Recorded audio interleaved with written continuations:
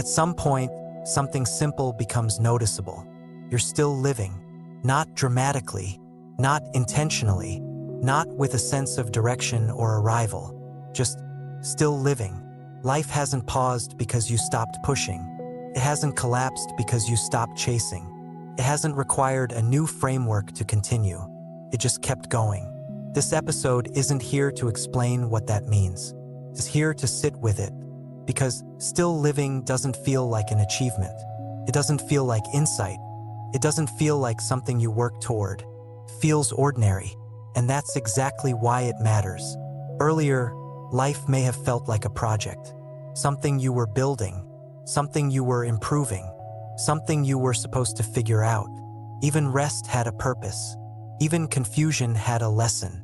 Even pain had a meaning attached. And now, much of that has softened, not because you rejected it, but because it stopped asking for your attention. You didn't decide to stop searching.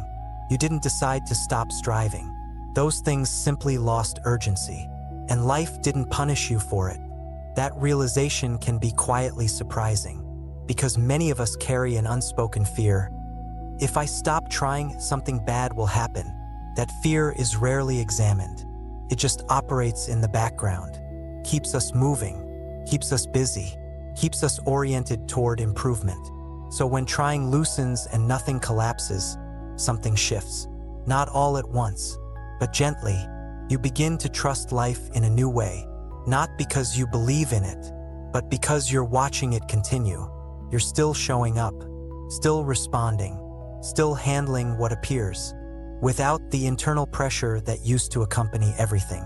And that pressure doesn't come rushing back. This can feel strange, because effort used to define engagement. If you weren't trying, you weren't living fully. At least that's what we were taught. But here you are, not trying in the old way, and still living, still caring, still responding to people, still participating in the ordinary unfolding of days. That doesn't look like success. It doesn't look like failure. It looks like life without commentary. Living without commentary feels quiet. Not empty, just quiet. There's no constant evaluation. No running narrative about where you are or where you should be. You don't need to interpret your experiences. You don't need to turn them into insight.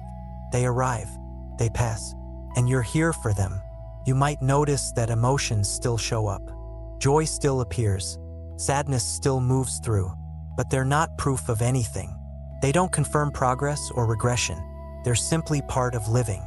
And because they're not being monitored, they often pass more cleanly.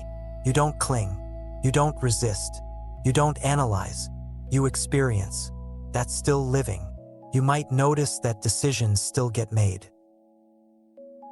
You choose what to do. You choose how to respond. But you're not narrating the choice. You're not asking what it says about you. You're not worried about whether it aligns with a larger story. You respond, and then you move on. That simplicity can feel unfamiliar, because we're used to decision-making being heavy, loaded with implication. But implication comes from story, and when story loosens, decisions lighten.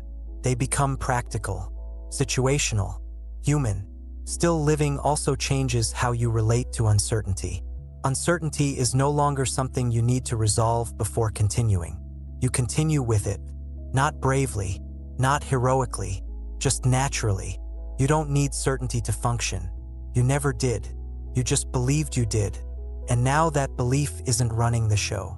So uncertainty loses its teeth. It's there, but it doesn't dominate. You may notice that you don't talk about your life the same way anymore. You don't frame it as a journey. You don't emphasize lessons learned. You don't highlight turning points. You speak plainly, or not at all. And that's not because you've become disengaged. It's because life doesn't feel like a story you need to tell. It's something you're inside of. And when you're inside something, narration becomes unnecessary. This is often where people worry they've lost depth. That without reflection, life will become shallow. But depth doesn't disappear when narration stops. It deepens, because attention moves from explanation to experience. You feel more. You notice more, not in a dramatic way, In a subtle one, still living also means still adjusting. This isn't a final state. There's no arrival here. Life continues to change. Circumstances shift. Responsibilities come and go. You're not frozen. You're just not steering constantly. You respond instead. And response doesn't need a philosophy. It just needs presence. This season hasn't been about answers. It hasn't been about clarity. It hasn't been about finding a better way to live. It's been about noticing what's already happening when pressure drops, when direction softens, when meaning stops being hunted, when effort stops hurting, when rest stops performing, when days stop proving themselves, when attention stops being controlled, when confidence stops announcing itself. And through all of that, life continues, quietly, faithfully, without asking for your interpretation. Still living doesn't mean everything feels good. Some days are heavy, some days are dull, some days feel unfinished. But none of that means something is wrong, because living doesn't require coherence.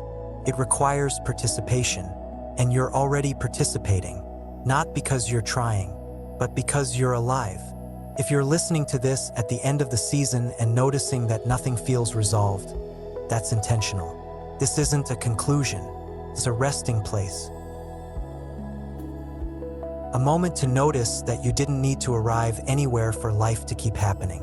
If staying with this season helped you feel less pressure to define your experience, you're welcome to continue with what comes next.